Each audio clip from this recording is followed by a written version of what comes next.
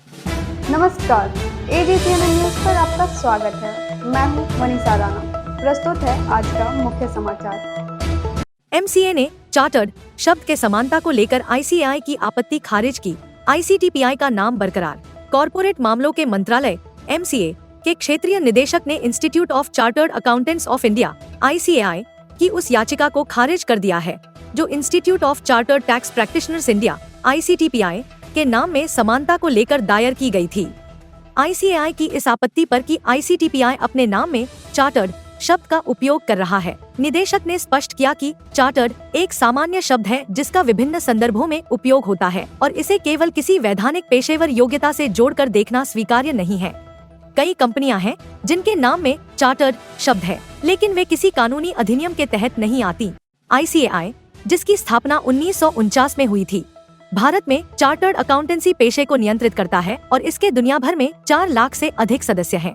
वहीं आईसीटीपीआई एक गैर लाभकारी संस्था है जिसे 2020 में पंजीकृत किया गया और यह टैक्स प्रैक्टिशनर्स के लिए कोर्स प्रदान करता है। आईसीएआई का तर्क था कि आईसीटीपीआई का नाम और इसके द्वारा संचालित चार्टर्ड टैक्स प्रैक्टिशनर्स कोर्स आम लोगों में भ्रम पैदा कर रहा है कि यह आईसीएआई से संबद्ध है या इसकी स्वीकृति प्राप्त है।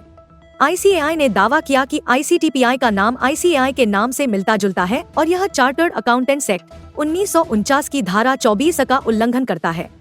आईसीएआई ने यह भी कहा कि सिर्फ उसके सदस्य ही वैधानिक रूप से ऑडिट कर सकते हैं और टैक्स अधिकारियों के समक्ष पेश हो सकते हैं।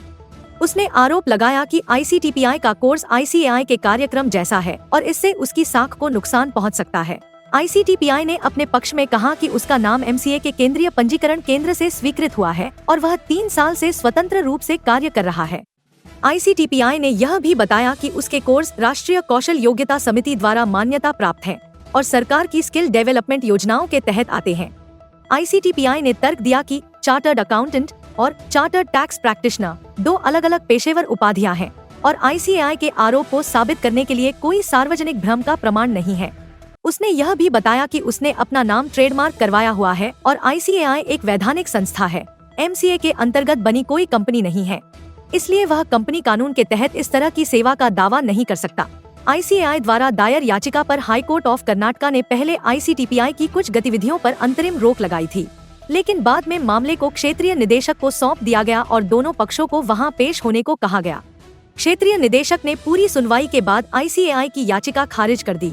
उन्होंने कहा कि आईसीएआई और आईसीटीपीआई के नाम एक जैसे नहीं हैं और दोनों संस्थाओं के कार्यक्षेत्र भी पूरी तरह अलग हैं। चार्टर्ड अकाउंटेंट्स जहां ऑडिट और अकाउंट्स में विशेषज्ञ होते हैं, वहीं टैक्स प्रैक्टिशनर्स केवल टैक्स मामलों में कार्य करते हैं। निदेशक ने यह भी कहा कि आईसीएआई ने खुद माना है कि टैक्स प्रैक्टिशनर बनने के लिए किसी पेशेवर योग्यता की आवश्यकता नहीं होती, जिससे उसकी विशिष्टता का दावा कमजोर पड़ता है। निदेशक ने यह भी कहा कि आईसीटीपीआई के कोर्स से जुड़ने वाले लोग पहले से ही रजिस्टर्ड टैक्स प्रैक्टिशनर्स हैं और शिक्षित हैं, इसलिए उनके भ्रमित होने की संभावना बहुत कम है। साथ ही आईसीटीपीआई ने अपने नाम को लेकर ट्रेडमार्क भी दर्ज कराया हुआ है। आईसीटीपीआई ने अदालत में दाखिल हलफनामों में आईसीएआई की चिंताओं का समाधान करने की बात कही थी और यह भी बताया कि उसने अपनी वेबसाइट और कोर्स सामग्री में यह स्पष्ट कर दिया है कि उसका आईसीएआई से कोई संबंध नहीं है और वह टैक्स या कस्टम प्रैक्टिस के लिए कोई लाइसेंस नहीं देता। अंततः क्षेत्रीय निदेशक ने आईसीएआई की याचिका को खारिज कर दिया और यह कहा कि चार्टर्ड शब्द एक सामान्य शब्द है जिसका कई संदर्भों में उपयोग होता है और यह आवश्यक नहीं कि यह कोई कानूनी योग्यता दर्शाता हो।